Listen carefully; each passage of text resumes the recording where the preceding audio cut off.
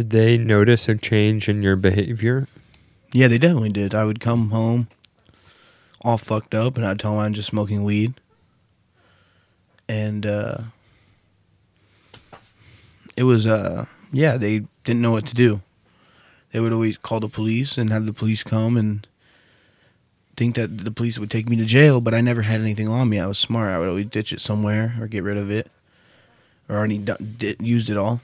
And yeah, they would just kind of say you're shit out of luck. There's nothing we could do, you know? And they'd try and get me to peanut cup just because they wanted to prove so bad that I was using.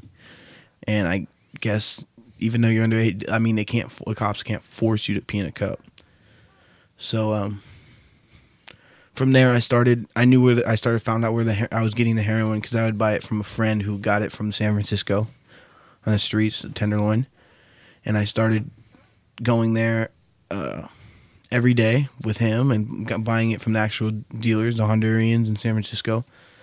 And yeah, and I just took off with it. I started using it every day, and it got to the point where I got kicked out of my house for robbing someone of their drugs, and they came to my house crying, a grown man, saying that I need my drugs back or else I'm going to get killed, you know, because he got confronted. And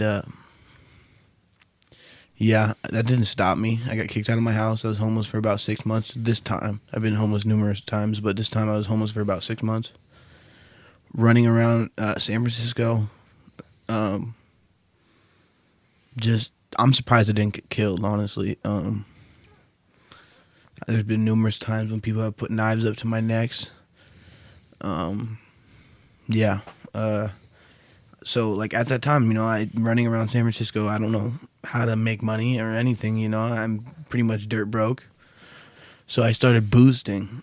And not a lot of people know about that, but that's in San Francisco. They got a marketplace where they sell all kinds of stolen goods. The main things are like detergent, soap, pistachios, almonds, anything from Walgreens or CVS. Like razor blades, batteries, yeah, Tide batteries, Pods. is a big Tide Pod, all that. Yeah. They will buy it, you know.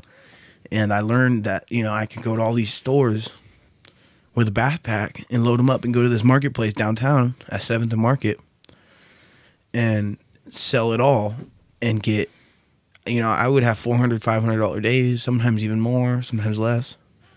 And I would take that money and I would go get high. And it took a long. I did that for about a year, on and off the streets.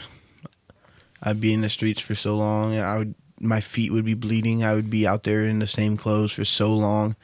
I would call my mom and have her come pick me up and save me. She would take me to a detox center. I would detox, get back on Suboxone, and start over. And that just was repetitive. That was a cycle of always doing that. And then I started smoking crack out there. I tried crack for the first time. It took about 2 months for me to start doing it heavily from that time I tried it. So then heroin kind of went out the door. You know what I mean? Crack was $5 for a bag. Heroin's $10 for a dime.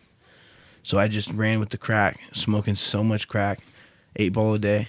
And I was still doing heroin on the side, but my main priority was crack. And I just kept doing it every day. And I would go to the hospital. There was about 5 times when I would call the ambulance and have a panic attack, or my whole arm and body would go numb because I'm smoking so much crack. And my heart was going so fast, and I would just freak out. And I'd go to the hospital. They'd tell me, you know, you're going to die if you keep doing this. I would say, yeah, all right, I'll stop. Go home, have my mom come pick me up, get about 2-3 weeks, sometimes a month clean of not doing anything, maybe just smoking a little bit of weed. And I would be like, oh, I could go back and do it again. And I'd go back. And my main problem is that where I lived on the outskirts of San Francisco in another city. And, you know, you have to go to San Francisco to buy those drugs mostly, unless you know someone. And I didn't really know anybody.